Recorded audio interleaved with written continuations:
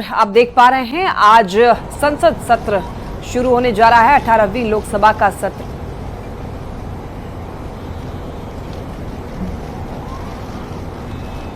साथियों,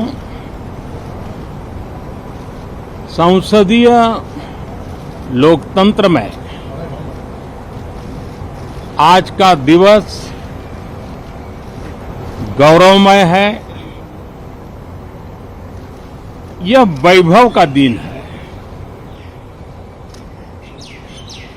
आजादी के बाद पहली बार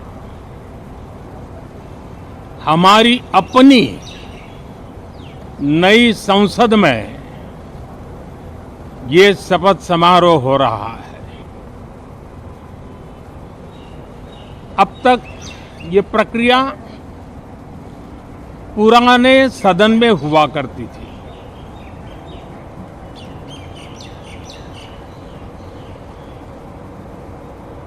आज के इस महत्वपूर्ण दिवस पर मैं सभी नवनिर्वाचित सांसदों का हृदय से स्वागत करता हूं, सबका अभिनंदन करता हूं और सबको अनेक अनेक शुभकामनाएं देता हूं।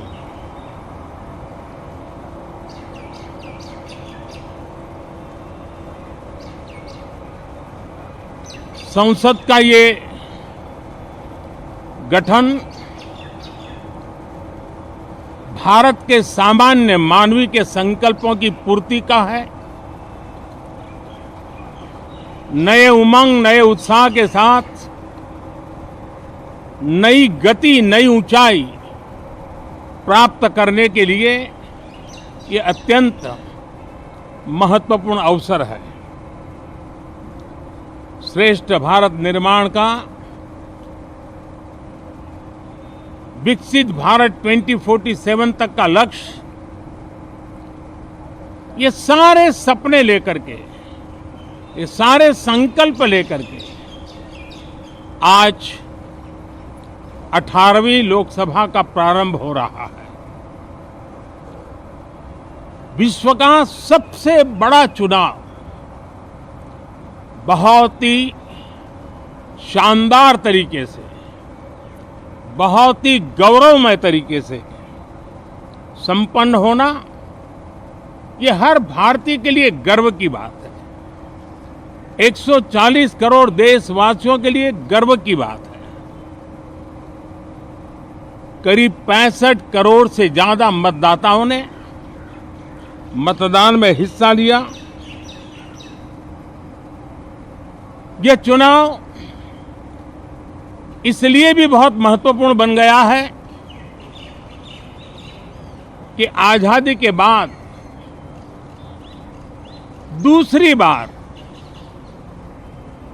किसी सरकार को लगातार तीसरी बार सेवा करने के लिए देश की जनता ने अवसर दिया है। और यह अवसर 60 साल के बाद आया है। ये अपने आप में बहुत बड़ी गौरवपूर्ण घटना है। साथियों, जब देश की जनता ने तीसरे कार्यकाल के लिए भी एक सरकार को पसंद किया है, मतलब उसकी नीयत पर मोहर लगाई है, उसकी नीतियों पर मोहर लगाई है, जनता जनार्दन के प्रति उसके समर्पण भाव को मोहर लगाई है। और मैं इसके लिए देशवासियों का हृदय से आभार व्यक्त करता हूं। गत 10 वर्ष में जिस परंपरा को हमने प्रस्थापित करने का निरंतर प्रयास किया है, क्योंकि हम मानते हैं कि सरकार चलाने के लिए बहुमत होता है, लेकिन देश चलाने के लिए सहमति बहुत जरूरी होती है।